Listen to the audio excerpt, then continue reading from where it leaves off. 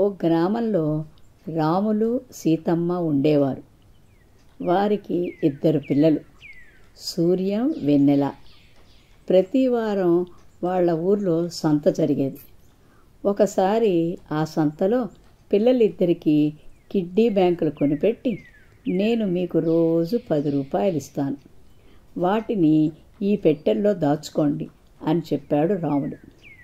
అలాగే నాన్న అంటూ వాటిని తీసుకున్నారు పిల్లలు. మరుసటి రోజు నుంచి రాములు వాళ్ళకి డబ్బులు ఇచ్చేవాడు. అలా 10 నెలలు గడిచిపోయాయి. వెన్నెల ఆ డబ్బులు కిడ్డీ బ్యాంకులో దాచుకునేది. సూర్యం మాత్రం ఎప్పటికప్పుడు తినుబండారాలు ఖర్చు చేసేవాడు. ఒకరోజు స్కూల్ నుంచి వచ్చి బాగా దగ్గుతూ ఉన్నాడు సూర్యం. దాంతో డాక్టర్ దగ్గరికి తీసుకెళ్లారు అమ్మా నాన్నలు. అబ్బాయికి జ్వరం ఎక్కువగా ఉంది, కొన్ని పరీక్షలు చేయాలి, డబ్బులు తీసుకుని రండి అని చెప్పారు డాక్టర్. సమయానికి వైద్యానికి సరిపడ డబ్బులు లేక ఏం చేయాలని ఆలోచిస్తుంటే వెన్నెల ఇంటికి పరిగెత్తుకుంటూ వెళ్ళింది.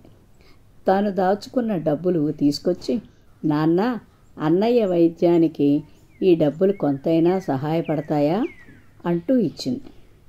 తర్వాత వైద్యం చేయించి అందరూ ఇంటికి చేరుకున్నారు. 4-5 రోజుల్లో సూర్యం ఆరోగ్యం కుదుటపడింది. అప్పుడు తనని దగ్గర కూర్చోబెట్టుకుని, వృధా ఖర్చులు చేయకుండా దాచుకున్న డబ్బు ఆపదలో ఆదుకుంటుంది. చెల్లి దాచిన డబ్బు నీ వైద్యానికి ఉపయోగపడింది. ఆ పిచ్చి తల్లి పిచ్చి తిళ్ళు తినకుండా దాచుకుంది కాబట్టి ఈ రోజున నీ అనారోగ్యానికి పనికొచ్చింది. అనారోగ్యానికి, వైద్యానికి అయిన ఖర్చుకి వెన్నెల దాచిన డబ్బే పనికొచ్చింది.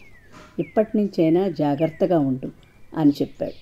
నువ్వు అలాగా అనవసరమైన తిండ్లు తినటం వల్ల నీ అనారోగ్యం పాడైంది, డబ్బులు వేస్ట్ అయ్యాయి. ఇక నుంచైనా జాగ్రత్తగా ఉండు. ఆరోగ్యం విషయంలో ఆరోగ్యమే మహాభాగ్యం అని తండ్రి చెప్పాడు. ఇక నుంచి డబ్బులు జాగ్రత్తగా దాచుకోసాగాడు సూర్య.